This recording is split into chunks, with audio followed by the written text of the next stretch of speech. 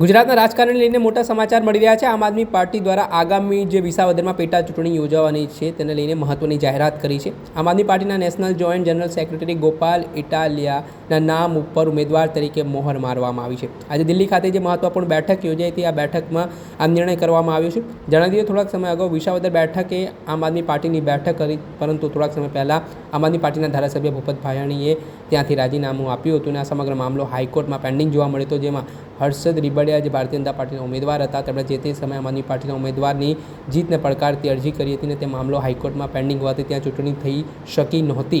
ત્યારબાદ થોડાક દિવસ પહેલાં હર્ષદ રીબડિયાએ તે અરજી પાછી ખેંચ્યા બાદ હવે વિસાવદરમાં ચૂંટણીના પડઘમ વાગવાની શરૂઆત થઈ ગઈ છે અને તેમાં મહત્ત્વના સમાચાર સામે આવ્યા છે। ત્યારે આ મામલે શું કહી રહ્યા છે આમ આદમી પાર્ટીના નેતા મનોજ સોરઠિયા તે સાંભળી લો।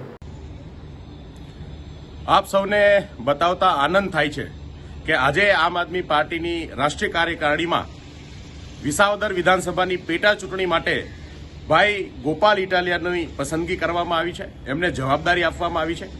ગુજરાતમાં દબાયેલા વંચિતો ખેડૂતોનો બુલંદ અવાજ અને વર્ષોથી અન્યાયની સામે લડનાર, લોકોને અન્યાયની સામે લડવા માટે ઊભા કરનાર ભાઈ ગોપાલભાઈ ઇટાલિયાને આ જવાબદારી વિસાવદરથી આપવામાં આવી છે।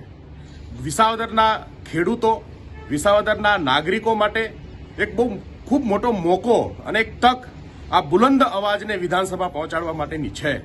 આજે ગુજરાતની રાજનીતિની અંદર આવનાર દિવસોની અંદર આ ખૂબ મોટું પરિવર્તન આપણે સૌ જોઈશું, જાણીશું અને હું ગુજરાતના લોકોને, વિસાવદરની જનતાને અને આમ આદમી પાર્ટીના તમામ કાર્યકર્તાઓને ખૂબ ખૂબ અભિનંદન પાઠવું છું કે આપણી આ લડાઈ જે છે એ મજબૂતીથી આપણે લડવાના છીએ અને જીતવાના છીએ।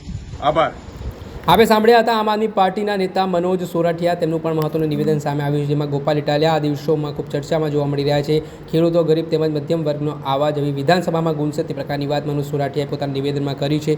ત્યારે ખૂબ જ રસપ્રદ આ ચૂંટણી યોજવા જવાની છે, ત્યારે જોવાનું રહ્યું કઈ રીતે ભારતીય જનતા પાર્ટી ગોપાલ ઇટાલિયા સામે પોતાના ઉમેદવાર ઊભા રાખે છે અને કોંગ્રેસ આ વખતે આમ આદમી પાર્ટી સાથે ગઠબંધન કરશે કે પછી અલગ ઉમેદવાર ઉતારશે તે આગામી સમયમાં ખબર પડશે।